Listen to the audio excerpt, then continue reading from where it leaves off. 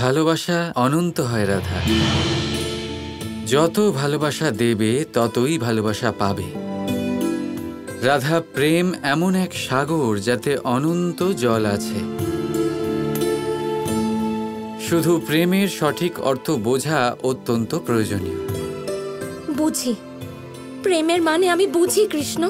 হ্যাঁ, তুমি প্রেমের অর্থ বোঝো রাধা, শুধু প্রেমের মধ্যে হারিয়ে যাওয়া এখনো বাকি আছে। ব্যাস এইরকমই মিথ্যে কথার জালে আমার বোনকে ফাঁসিয়েছো তুমি। ফেঁসে আছো কেবল তুমি রাধা। চন্দ্রাবলী তো সব জানে। আচ্ছা, আর কি জানে চন্দ্রাবলী? জানে যে তুমি ওকে আর আমাকে একসাথে ভালোবাসো।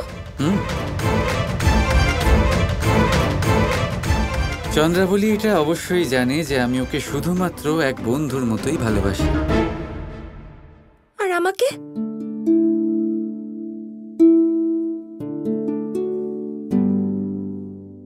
তুমি তো আমার ভালোবাসার সখী রাধা।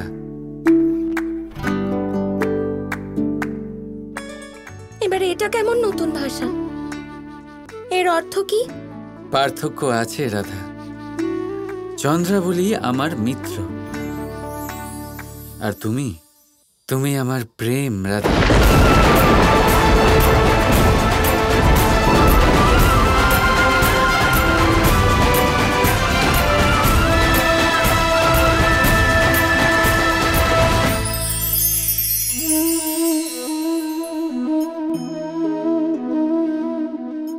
দুধ আর মাখন।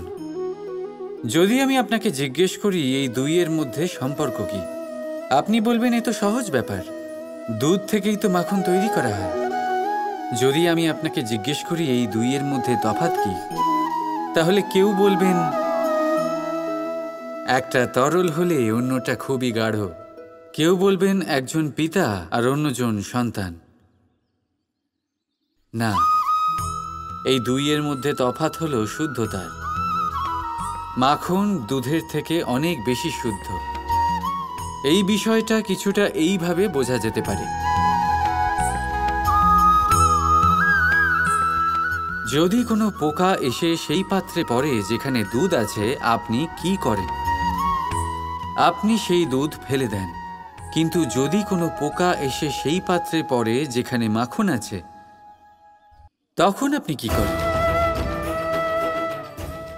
আপনি সেই পোকা বের করে ফেলে দেন। সেই পোকা নোংরা, সেই পোকা দূষিত। আর যদি আমাদের মন তরল হয়, তাহলে এই পোকা আমাদের মন দূষিত করে দেবে, তা নোংরা করে দেবে। কিন্তু যদি আমাদের মন মাখনের মতো শুদ্ধ হয়, তাহলে কুচিন্তা আপনা থেকেই চলে যাবে। তাই মনে রাখবেন, এই সংসারে পোকা অবশ্যই থাকবে। আপনি দুধ হবেন নাকি মাখন, সিদ্ধান্ত আপনার। রাধা রাধা।